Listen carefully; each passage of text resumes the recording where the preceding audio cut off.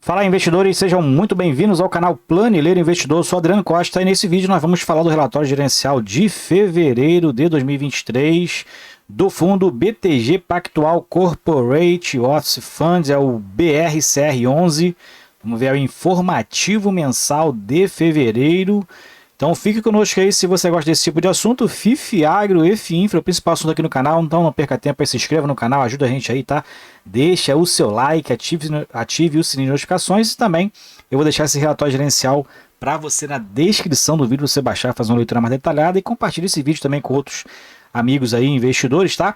E também o nosso link do canal do Telegram, no grupo do Telegram, se inscreva lá, converse com outros investidores também por lá. Vamos lá então. É o BC Fund, é o BRCR11, código de negociação na Bolsa. Bom, para quem não conhece o fundo, é um fundo que essencialmente investe em lajes corporativas, né? Então, tem aí toda uma política aqui de investimento, investe em imóveis de lajes corporativas no Brasil. Ele tem desde 2012, então um fundo que tem aí mais de 10 anos no mercado. Ele é administrado e gerido pela BTG Pactual, tem a taxa de administração e gestão aqui que atualmente soma 1,35%, né? bem alta inclusive, mas poderia ser maior, mas ele fala que tem um desconto aqui até 2025, né? Porque o fundo também não está tendo aí um bom desempenho no mercado, né? Então a gente vai ver isso aqui no relatório gerencial. E tem, atualmente, já fez na verdade, 7 emissões de cotas, código de negociação na Bolsa BRCR11, prazo indeterminado e para investidores em geral. Bom, eu não tenho BRCR11 na carteira, nunca tive, tá?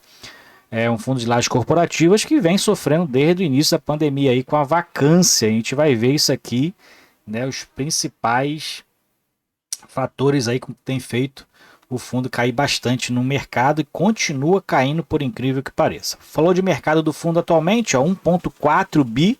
O valor de mercado fechou a R$ 52,90 por cota e o valor patrimonial é quase o dobro do valor de mercado. Então você está comprando com quase, quem comprar ele agora está comprando com quase 50% de desconto em relação ao valor patrimonial. Ó. R$ 100,35 é o valor patrimonial, R$ 52,90 foi o encerramento em fevereiro, tá?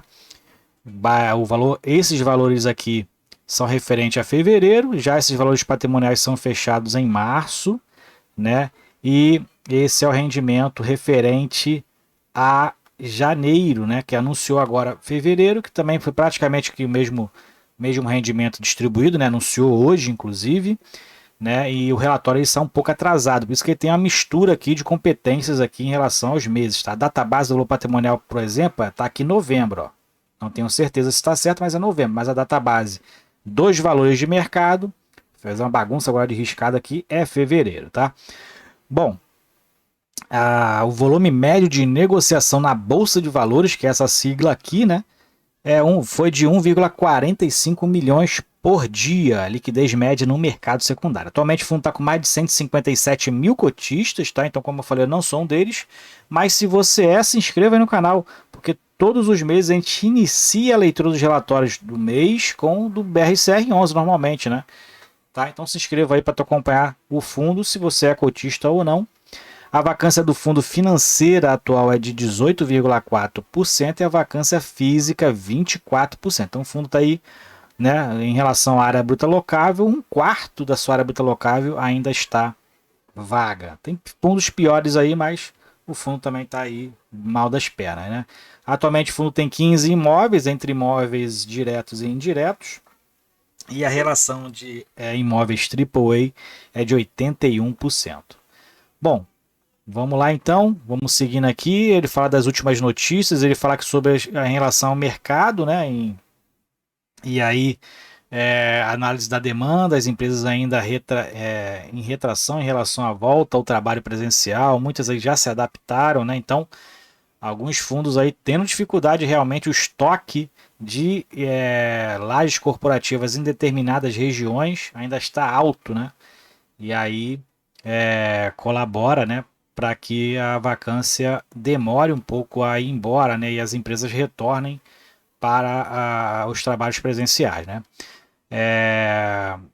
Então ele fala aqui também sobre as análises dos custos condominiais, já que o fundo está com 1/4 aí dos seus empreendimentos vagos, né? Acaba aumentando esses essas despesas, esses custos do fundo, né? Já que ele, se ele está alocado, ele fica para o inquilino, quando não está, quem assume é o dono do imóvel, né? Então esses custos acabam aí ficando com o imóvel, reduzindo inclusive os resultados do fundo, né?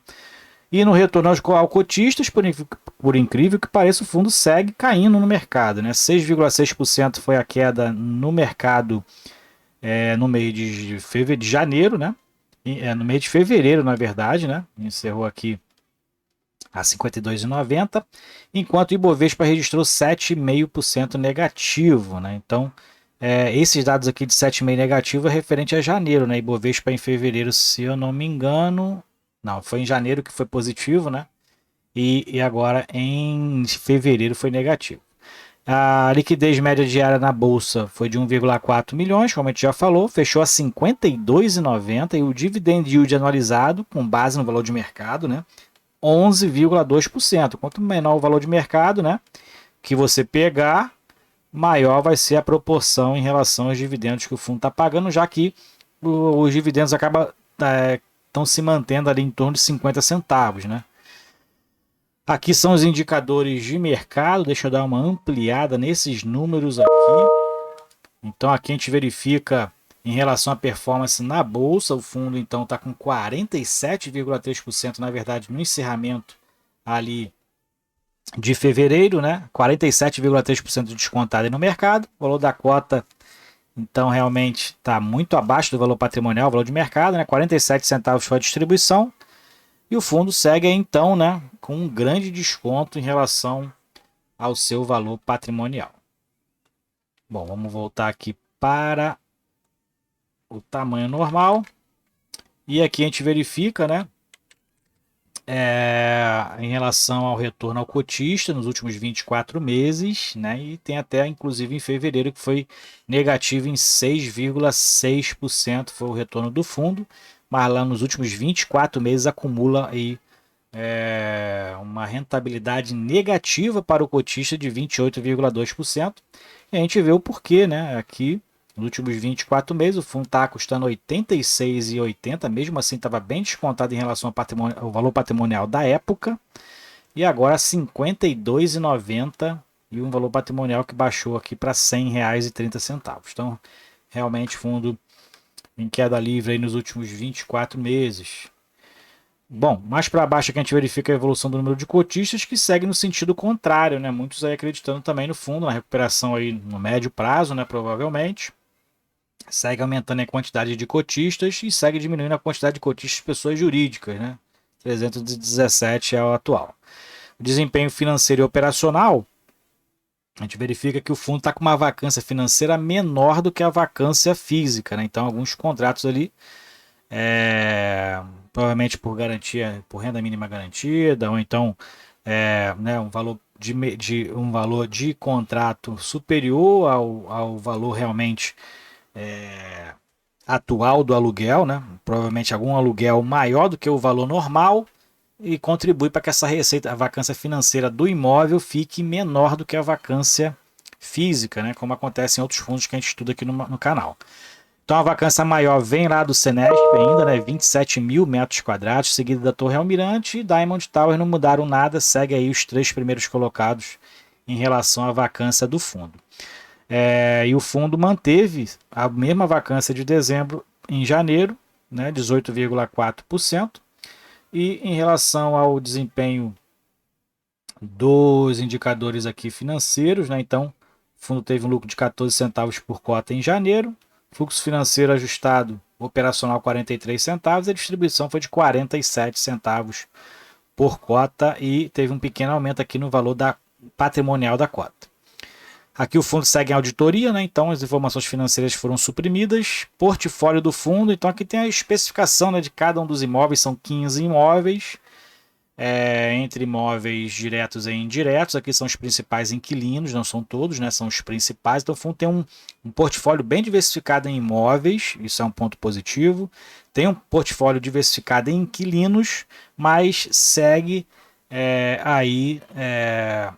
né, numa luta em relação à ocupação do fundo, que atualmente está em 76%, tá? A vacância está em 24% do portfólio, Não é uma das piores do mercado, mas bem elevada, compromete bastante o resultado do fundo, né? Mas é um fundo que tem uma diversificação bem grande em relação aos seus imóveis, né? De repente pode ser uma gestão mais ativa em relação à reoxigenação desses imóveis, né? Vendendo alguns, comprando outros, né? Para poder reduzir essa vacância aí nesses imóveis, né? De repente seria uma solução, como fazem outros fundos aí, que nem o HGRE11, né? Fez com vários imóveis do seu portfólio. Em relação à classe de ativos, 73% são classes AAA, então alto padrão. Então o fundo tem imóveis de boa qualidade aqui, né? 3/4 do seu portfólio são de boa qualidade. Realmente, de repente as regiões onde eles estão localizados acabam aí prejudicando. E pode ser que nessas regiões estejam ali com estoque alto de lajes corporativas ali, né? Que prejudica, na verdade, uma recomposição mais rápida aí em relação aos inquilinos, né? 70% dos seus imóveis estão em São Paulo, 29%, né, 30% no Rio de Janeiro. Dentro da composição da vacância por ativo, então o Senesp é o maior, Torre Almirante e Diamond Tower, e outros dois aqui que também estão com vacância e outros aqui menores, né, dentro desse gráfico amarelo. Receitas por setor principal é mais pulverizado, mas especificamente o setor financeiro é o que gera mais receita para o fundo em relação aos seus inquilinos, né? Índice de reajuste principal em GPM, que é o principal indexador que corrige, na verdade aqui não. O preto é o GPM 28,3, o principal que é IPCA, que não é o indicador principal dos aluguéis, né? O GPM seria, mas é o que corrige atualmente a maioria dos contratos. E o cronograma de vencimento deles, quase 50% dos contratos vence só a partir de 2027. Só que a maioria dos contratos são contratos típicos, então não dá uma garantia tão grande ali do recebimento da totalidade dos aluguéis do contrato. E o principal inquilino é a Petrobras, 15,5% vem da receita contratada atual vem da Petrobras. Aqui a apresentação geográfica do portfólio, então aqui são os de São Paulo, né? São 10 ali em São Paulo, mais 5 no Rio de Janeiro. Então essas são as localizações, aqui a linha do tempo de aquisições, né? Até que o fundo vendeu bastante imóveis aqui, né? Nesse período aqui, e aqui adquiriu apenas 2, né? Se desfez de alguns, como a gente verifica aqui, né? Algumas participações pelo menos. E mais para baixo a gente vê a estrutura organizacional do fundo, né? Então o fundo tem aqui atualmente 9 imóveis diretos, de propriedade direta do fundo, né? E outros 6 de propriedade indireta, ou seja, com participações majoritárias, provavelmente, ou minoritárias, mas com participações através de outros fundos imobiliários. Bom, é isso então. Relatório gerencial do BRCR11, né? Segue caindo no mercado, mas o fundo segue estagnado em relação aos seus resultados, né? Não mudou praticamente nada em relação aos meses anteriores, segue com a vacância, segue com os resultados, segue com a distribuição linearizada, né? E a gente segue acompanhando aqui no canal. Espero que vocês tenham gostado do vídeo. Se inscreva no canal, então deixe o seu like, se inscreva no nosso grupo Telegram e visite também nossa área de membros, uma forma de você ajudar o canal aqui também a continuar nosso trabalho. Fiquem com Deus, até o próximo vídeo. Tchau, tchau.